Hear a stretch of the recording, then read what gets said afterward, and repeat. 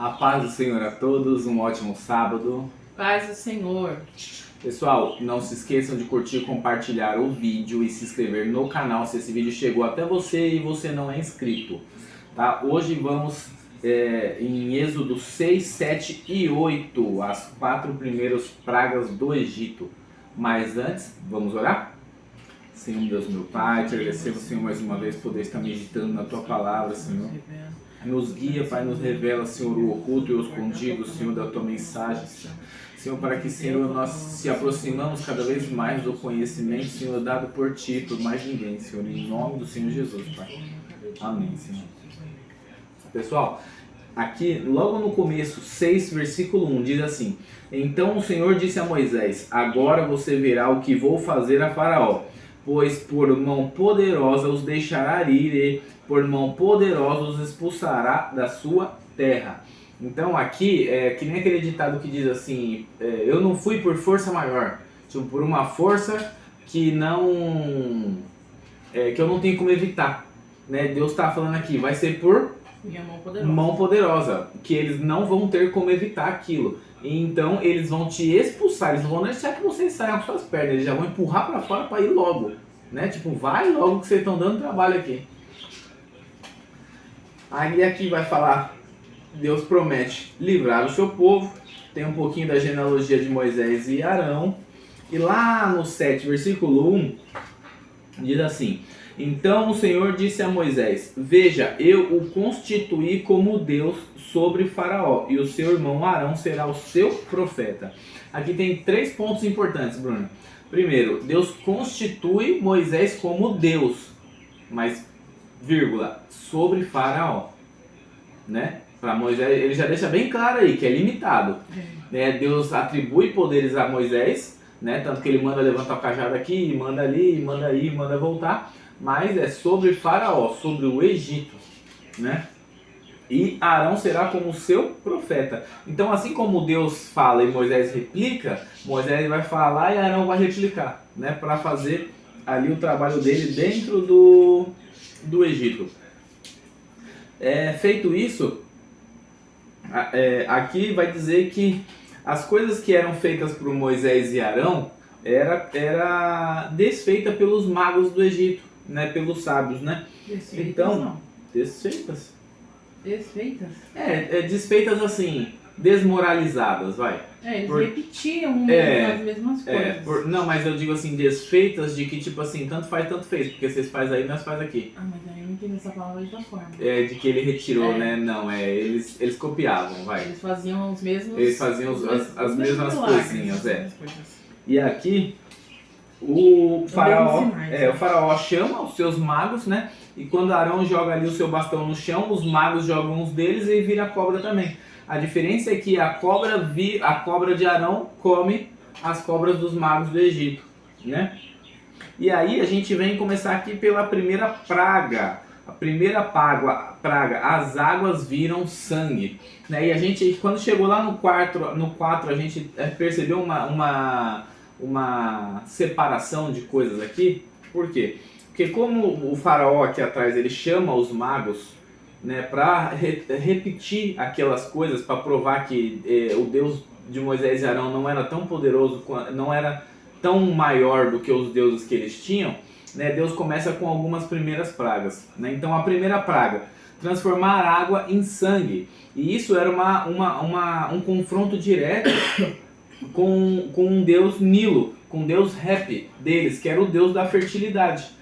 Então automaticamente o Deus de Moisés e Abraão fere um Deus do Egito, né? Então ele fazendo que o Deus da fertilidade, que era o Deus aqui, ó, ele vai dizer assim, os peixes que estavam no rio, lá no 18.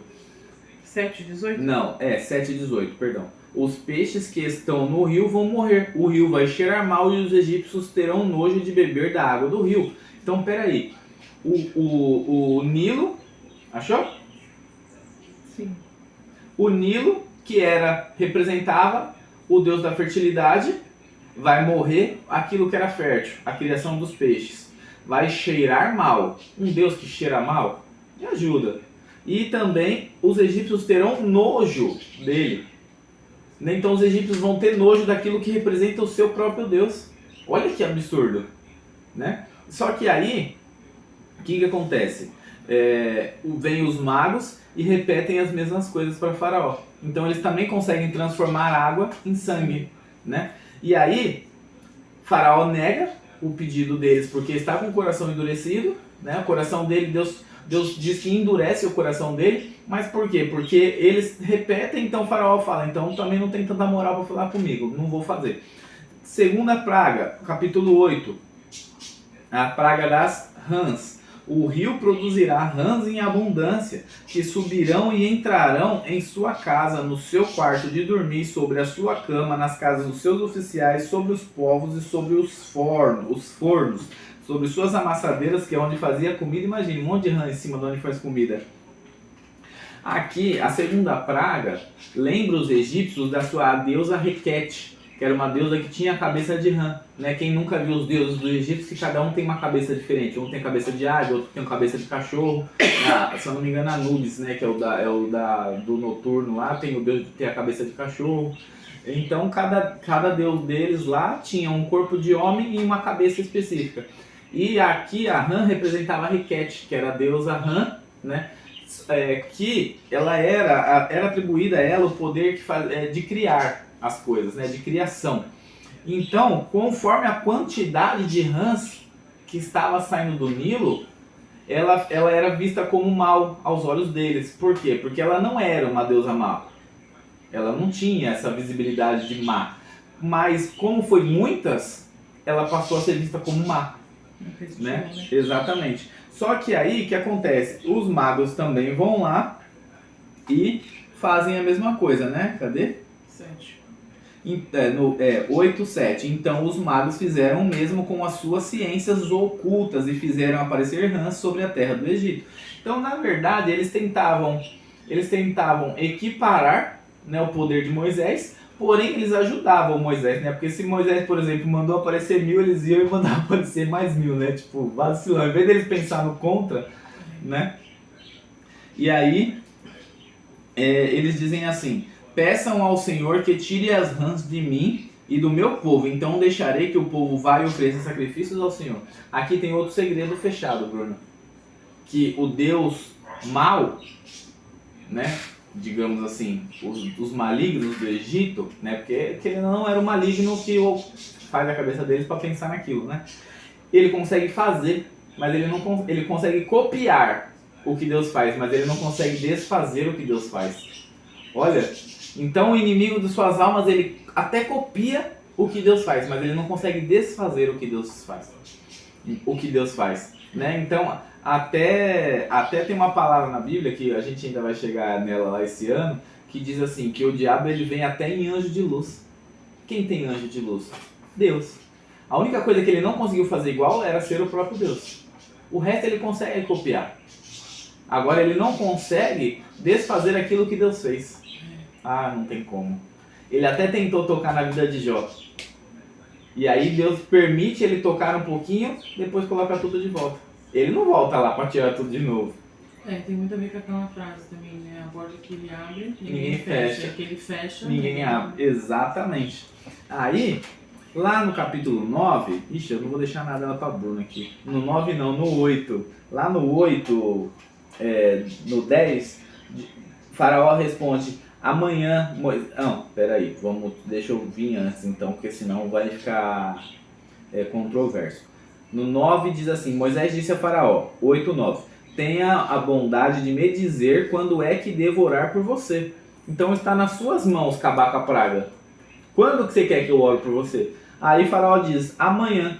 E Moisés diz: seja conforme a sua palavra, para que saiba que não há ninguém como o nosso Deus. Já joga na cara, já. Toma, não tem ninguém como Deus, para de tentar.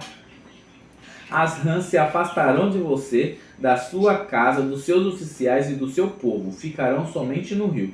Então Moisés e Arão saíram da presença de Faraó e Moisés clamou ao Senhor por causa das rãs, conforme havia combinado com Faraó, e o Senhor fez conforme a palavra de Moisés. Não foi por causa de Faraó, foi conforme a palavra de Moisés. morreram as rãs nas casas e nos pátios e nos campos dos egípcios, ajuntaram as rãs em montões, e na terra cheirou mal. A terceira praga, lá no 16, Deus fala para Moisés, fala para Arão: estenda o seu bordão sobre a areia e ela se transformará em piolho, né? Para quem nunca viu um egípcio, por exemplo, uma característica de um... Hoje não, hoje os egípcios acho que eles devem ter cabelo lá, não sei, nunca... Faz tempo que eu não pesquiso sobre. Mas os egípcios dessa época, eles eram carecas, justamente porque o piolho era um problema para eles, né? E os piolhos estavam atribuídos ao rei Tote, né? Que era o deus do conhecimento, das magias ocultas que os magos acessavam. Então aqui...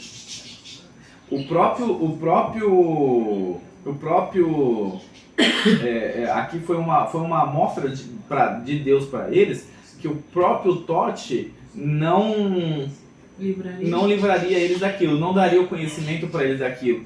Porque vai falar aqui, ó, aqui na frente, no 18, e os magos fizeram o mesmo com as suas ciências ocultas para produzirem piolhos, mas não conseguiram, e havia piolho nas pessoas e no gado. Então os magos disseram a Faraó: isto é o dedo de Deus.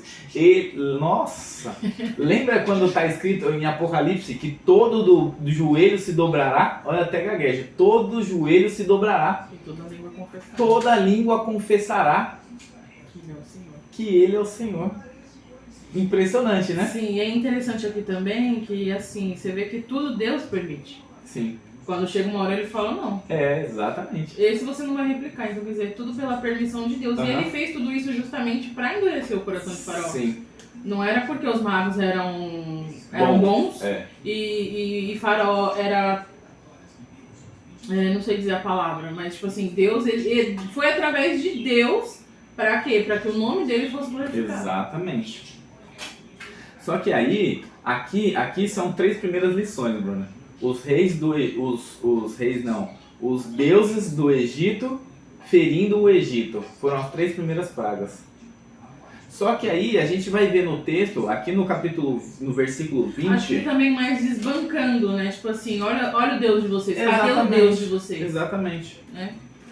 Ele meio que tava criando uma rixa aqui, né? Tipo, eles contra os deuses deles mesmo. Porque, tipo, é como alguém fala assim: onde está o seu Deus? Né? É dolorido. Para quem não está em Deus realmente, isso é complicado. Né? Para quem ainda tem dúvidas. Né? Hoje, inclusive, você me mostrou um vídeo. Sobre isso, me mandou um vídeo sobre isso, sobre uma pregadora famosa, né? Que estava tentando expulsar demônios numa consagração junto com outras irmãs já de templo, de igreja, e não conseguiram. Até que chega alguém que nasceu na igreja, foi ensinado desde pequeno e que já não tem mais dúvida no coração. Só chega e diz: sai. E a entidade saiu, a pessoa pegou e foi embora e largou elas lá.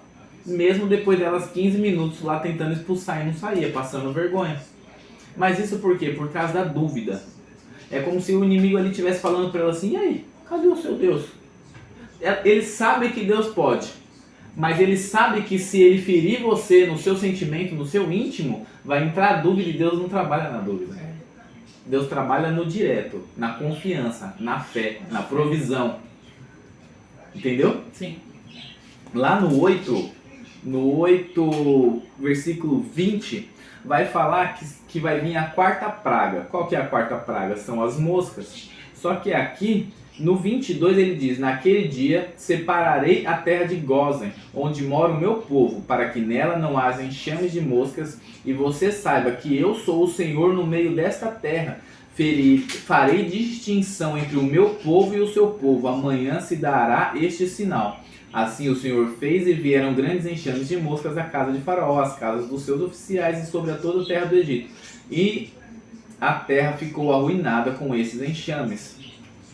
Só que aí, até os 3 anteriores, Deus não tinha separado o seu povo. Só que para eles tanto faz. Por quê? Para eles não tem o Deus Nilo, não tem a Requete, não tem Tote. Para eles tanto faz. Né? Tanto que mais lá para frente, eu não vou falar sobre isso não, vou deixar que é seu texto, Lá na frente, a nona praga, rapidinho, a nona praga, só dar um spoiler. É porque os egípcios, eles não saíam à noite. Corta. Tá bom, vou falar não, fiquem aí até o próximo capítulo. Então, até essas três aqui, tanto fez para os hebreus. Eles não estavam nem aí para esses deuses. Essas pragas eram para ferir os deuses deles, para eles saberem que o Horus vivo na terra não prestava para nada, a não ser para fazer grandes estátuas e maltratar os outros, né? Serviu para a história. Sim. Só. A única coisa que ele fez foi alimentar os livros de história até hoje. Porque até então, até os historiadores acharem tudo que eles fizeram, tiveram que cavar longas e longas camadas de areia, porque as coisas se apagam, né? Agora, quando Deus toma com mão forte, faz, a história prevalece e nunca é apagada. Já tentaram apagar a história dos hebreus, dos judeus hoje, no Holocausto, estão tentando aí hoje de novo atacar Israel, mas não adianta. Talvez eles até tenham um juízo com Deus, né, naquele dia, mas enquanto não chegar o juízo deles, ninguém vai conseguir pôr a mão neles. Deus sempre vai estar lá para proteger. Na quarta praga, ele vai falar isso, ele vai falar que ele vai fazer separação do seu povo. Então você que está na presença de Deus, não se preocupe. O sol brilha para todos, mas Deus só habita naqueles que foram feitos filhos, que receberam o direito de filhos. Não reconheceu o Senhor como Pai, como Abba, como único e suficiente Salvador, não tem acesso às maravilhas que Deus faz, não tem acesso às provisões que Deus faz, não tem acesso à justiça de Deus e ao cuidado de Deus. Você que está na presença do Senhor, fique firme para que não caia e usufrua de toda a sua herança. Amém? Aqui no acabou, 25, acabou meu tempo, cortaram meu microfone, som, 1, 2, som, testando. No 25, só para a gente finalizar, diz assim: Faraó chamou Moisés e Arão e disse: vão e ofereçam sacrifícios ao seu Deus, mas sem sair dessa terra. Só que aí, eu não vou falar não, mais dos outros não. Não vou, porque senão eu vou chegar na outra praga, aqui na quinta praga. Não posso. Mas sem sair dessa terra. Aqui, Moisés responde a Faraó, ele falou: não posso, porque se eu oferecer sacrifício assim, eu vou ferir vocês, o intelecto de vocês, né? Porque a quinta praga vai falar sobre isso, né? Então eu vou encerrar aqui, eu não vou dar nenhuma finalização, que é para vocês estarem aí na quinta praga. Amém? Vamos orar? Segura, põe um band-aid aqui. Senhor Deus, meu Pai, te agradecemos, Senhor, por nos permitir, Pai, acessar um pouquinho mais da sua sabedoria, Senhor, e do teu conhecimento, Senhor. Permita, Pai, que todos os teus filhos, Senhor, que estão aqui, Senhor, dispostos a ouvir, Pai, a tua mensagem, a tua palavra, Senhor, aprendam mais de ti, Senhor, consigam concluir os devocionais até o fim do ano, Pai, em nome do Senhor Jesus. Amém. Tchau, tchau.